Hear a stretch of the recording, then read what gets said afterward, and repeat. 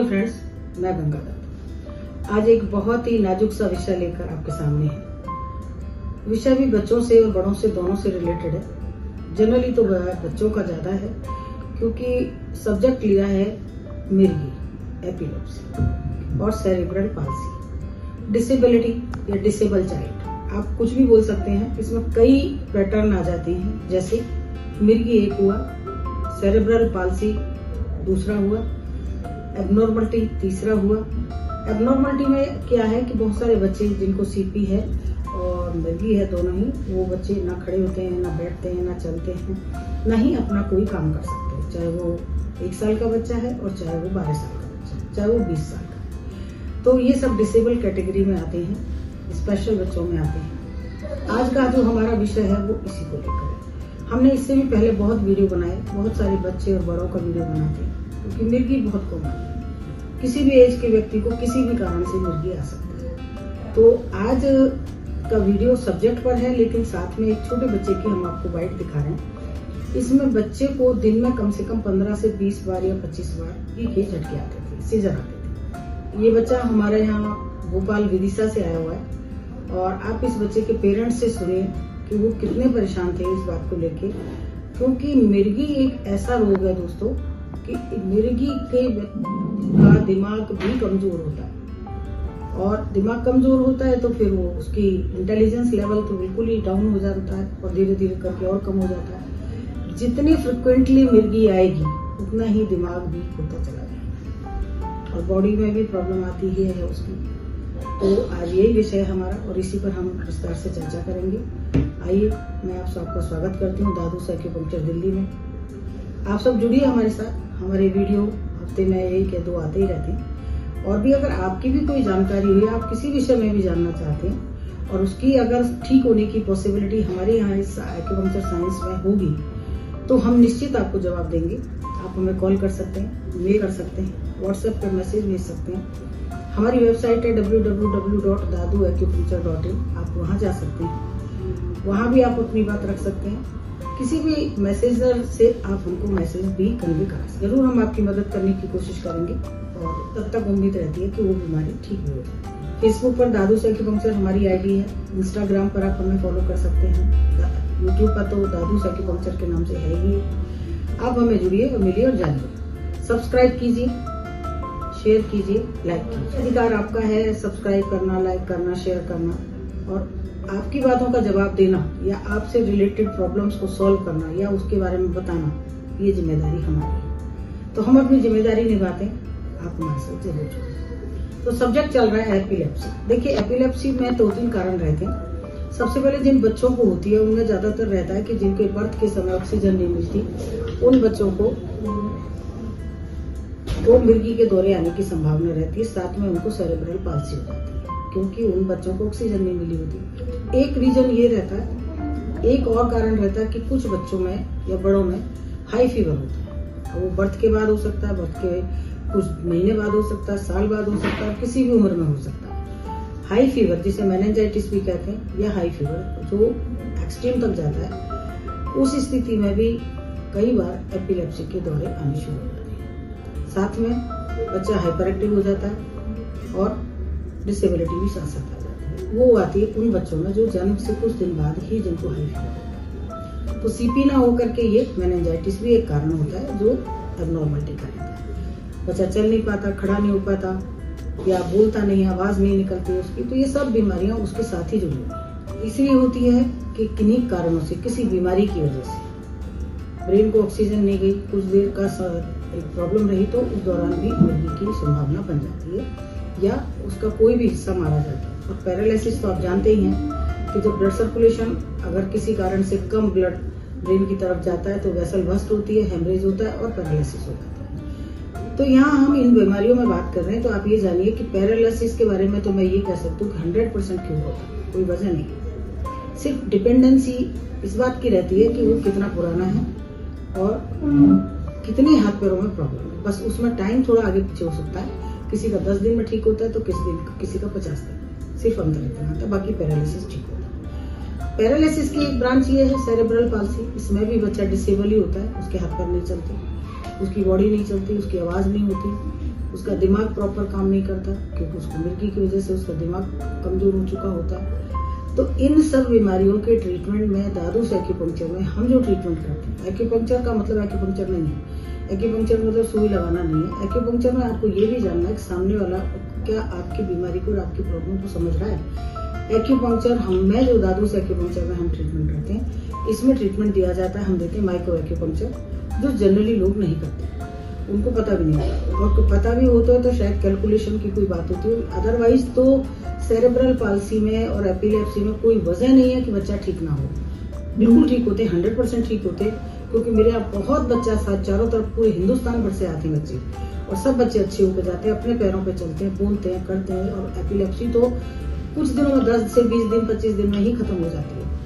लेकिन दोस्तों एक बात और ध्यान रखें कि मेरी आपसे हाथ जोड़े की निवेदन है कि हमारे यहाँ किसी तरह की कोई दवाई दी ही नहीं जाती। ये ट्रीटमेंट है, ये थेरेपी है, जिसके लिए आपको अपने बच्चे को, अपने बीमार को, पर्सन को दिल्ली लाना पड़ेगा ट्रीटमेंट के लिए। दवाई के लिए मेरे पास दिन भर फोन आते हैं कि आप दवा भेज दीजिए, दवा भेज दीजिए। तो दवा हमारे यहाँ नहीं है।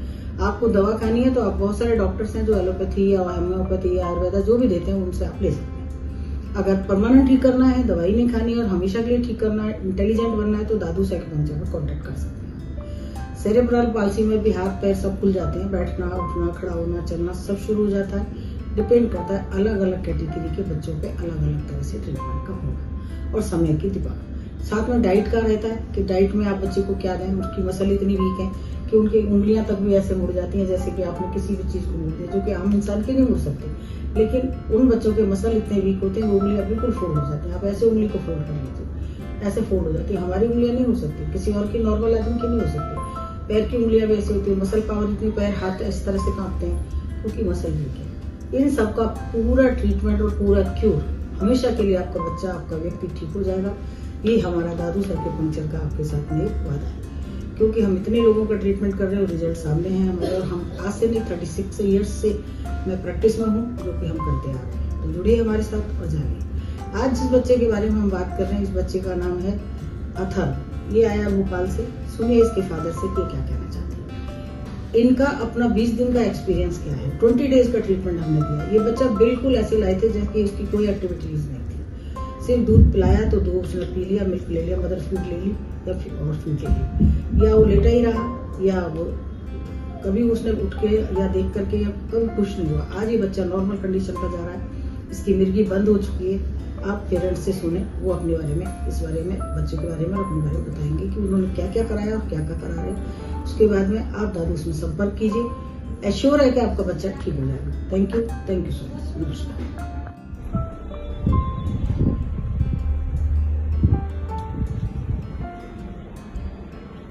मेरा नाम अमित विश्वकर्मा है। मैं विदिशा मध्य प्रदेश से हूँ। मेरे बेटे को, ये मेरा बेटा है अथर्व विश्वकर्मा। ये जब इसका जन्म हुआ था तो ये वेंटिलेटर पे था। उसके बाद वेंटिलेटर से इसका इलाज हुआ तो इसको सेप्टिक आर्थराइटिस हुआ। उसके बाद 3-4 महीने तक ठीक रहा। उसके बाद फरवरी मार्च के स्टार्टिंग में इसको झटके आने चालू हुए थे, सीजर्स आ रहे थे इसको। सीजर्स आने के बाद फिर हमने वहाँ भोपाल में इलाज कराया था। एलोपैथिक दवाइयों का 3-4 महीने डोज दिया। इसको क्या एपिलेप्सी डायग्नोज हुई थी, मिर्गी डायग्नोज हुई थी? जी, एपिलेप्सी बताया था डॉक्टर ने। जो आप रिपोर्ट लेके आए थे उस रिपोर्ट के हिसाब से तो इसको एपिलेप्टिक अटैक ही थे जी। जो स्लीपिंग इसकी ये EEG रिपोर्ट थी, उसमें इसके एपिलेप्सी के इसको अटैक आ रहे थे। ठीक है, जो तो ये आफ्टर वेंटिलेशन, जब ये आया है वेंटिलेटर पे से बच्चे को लेके आए हो, ट्रीटमेंट हो रहा था, उस दौरान शुरू हुए या उससे पहले भी थे?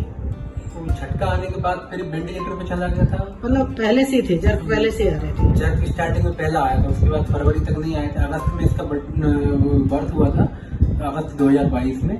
उसके बाद झटके के बाद वेंटिलेटर में चला गया था। तो वेंटिलेटर से फिर जब रिकवर हुआ तो फरवरी मार्च के स्टार्टिंग में इसको झटके आने से और उजागर हो गए थे।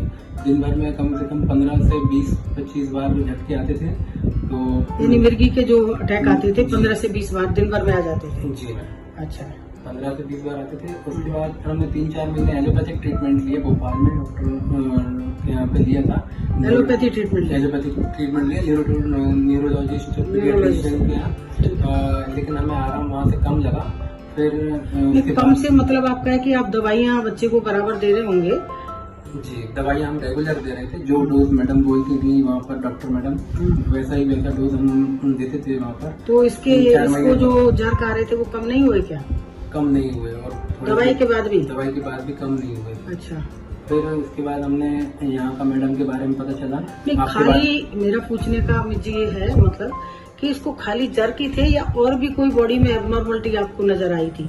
जैसे 6-8 महीने का बच्चा और सेरेब्रल पाल्सी है और कोई नॉर्मल एक्टिविटीज नहीं कर रहा है। मैं वही जानना चाह रही हूँ कि जर्क के साथ साथ एपिलेप्सी के साथ इसको सेरेब्रल पाल्सी भी है, जिसकी वजह से बच्चा नॉर्मल स्थिति में नहीं था, है ना? एक नॉर्मल एक्टिविटी जैसे करता है बच्चा, खेलते हैं, हाथ खोलते हैं, हाथ पैर मारते हैं, वैसा नहीं था। ये बैठ नहीं रहा था और रोल ओवर नहीं करता था और कुछ चीज ग्रैप नहीं करता था, कोई भी सामान ग्रैप नहीं करता था, पकड़ता नहीं था हाथ से। और एलोपैथिक डॉक्टर इसको इन्फेंटाइल स्पाज्म करके बीमारी, इन्फेंटाइल स्पाज्म जी।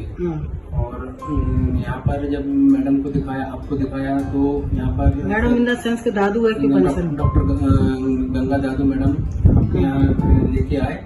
उनके यहाँ हमें एक सिटिंग हम पिछले महीने ले चुके थे, जुलाई 2023 में एक सिटिंग 10 दिन की, एक सिटिंग 10 दिन का ट्रीटमेंट ले चुके, 10 दिन का ट्रीटमेंट लिया हमने यहाँ पर। 10 दिन के ट्रीटमेंट के बाद हमें इसके सीजर्स में अप्रॉक्स 80% आराम मिला हमें। मतलब 10 दिन के ट्रीटमेंट से आपके जो बच्चे के एपिलेप्सी के जो अटैक आ रहे थे उसमें 80% आपको रिकवरी आ गई। अच्छा, और इसकी जो फिजिकल एक्टिविटीज थी उनमें भी कुछ चेंज आया? फिजिकल एक्टिविटी में आई कांटेक्ट इसका अच्छा हो गया है, लिसनिंग अच्छा हो गया है, और उसके बाद थोड़ा एक्टिविटीज हाथ पैर चलाने का एक्टिविटी भी अच्छी करने लगा है। तो हम यहाँ पर काफी संतुष्ट हैं आपके यहाँ। मतलब आपको ऐसा लग रहा है आपका बच्चा बहुत अच्छी सी रिकवरी ले गया? जी, अभी हम आगे कुछ जो भी ट्रीटमेंट बचा हुआ है मैडम के डोज के अनुसार, वो हम ट्रीटमेंट और लेंगे तो हमें यहाँ पर प्रोबेबल है कि जो मैं पूछना चाह रही हूँ, आपसे बात करेंगे, आप उनकी मम्मी है, तो पिछले महीने यानी कि जून में आप आए थे, तो जून में बच्चे को 10 दिन का हमने ट्रीटमेंट दिया, ठीक है? तो 10 दिन के ट्रीटमेंट जो 15 से 20 जर्क आते थे वो तो अम्मी जी के हिसाब से 80% चले गए, और जो बच्चा बिल्कुल ही एक्टिव नहीं था, मैंने देखा था कि हाथ पैर नहीं हिलाता, कॉन्टेक्ट में अपने मतलब सोया ही सारा दिन रहता था, वो मेडिसिन का भी उसका असर रहता है कि बच्चा, हाँ, तो उसकी वजह से भी बच्चा जो है सोया रहता है, उसको नींद में रहता है। तो वो मेडिसिन इस बार आपने डॉक्टर से बात करी तो वो मेडिसिन तो बंद कर दी होगी? डोज कम किया, बंद नहीं किया अभी? अच्छा, तो पर लेकिन अभी क्या स्थिति है इसकी? डोज भी कम हो गई, एपिलेप्सी भी जैसे कह रहे, अब जो दूसरी टर्म हमारी आई है 10 दिन की, अब जो दिया, अब तो इसको जर्क नहीं आ रहे? नहीं मैम, अभी 2-3 दिन हो गए हैं तब से। नहीं, जब आप लेके आए तब 80% रिकवरी थी, बात को समझिए कि जब आप लेके आए तब 80% रिकवरी थी, और अब जब हम कर रहे हैं तो अब आप क्या कहते हैं, अब 95% रिकवरी है? 95% रिकवरी है। 95% का मतलब है कि कभी जब एक आध आ जाना, है ना, यही है? अच्छा, तो और मेडिसिन भी आपकी डोज कम हो गई। अभी तो बच्चे की एक्टिविटीज भी बहुत हो गई, तो बहुत शरारती हो गया, अभी तो हाथ पैर मारता है, क्या कर रहे थे? और नॉर्मल बच्चों की तरह हर एक्टिविटी कर रहा है, वो भी। सेरेब्रल पाल्सी के बच्चे इतनी जल्दी ठीक होते नहीं है जितना अथर्व में रिजल्ट आया है। तो अभी वो देखता है, हंसता है, हाथ पैर मारता है, अब खुद से पलट जाता है, 1 साल का हो गया ना अभी। हाँ, तो इसका मतलब आप क्या कहना चाहेंगे, सब दोनों जने आप क्या कहेंगे? साइंस को क्या रिजल्ट, क्या वो देंगे आप? मैम, हम इस ट्रीटमेंट के बारे में कहेंगे कि बहुत अच्छा ट्रीटमेंट है। हमें आकर जितनी खुशी हुई, जितना हमें सेटिस्फेक्शन मिला यहाँ पर आके, हमें अभी तक कहीं नहीं मिला। हम काफी जगह दिखा चुके, एम्स जैसे हॉस्पिटल में दिखा चुके हैं, वहाँ पर भी हमें कोई ज्यादा अच्छा। तो यहाँ भी कोई दवाई देते हैं कि आपके बच्चे को? दवाई वगैरह नहीं देते।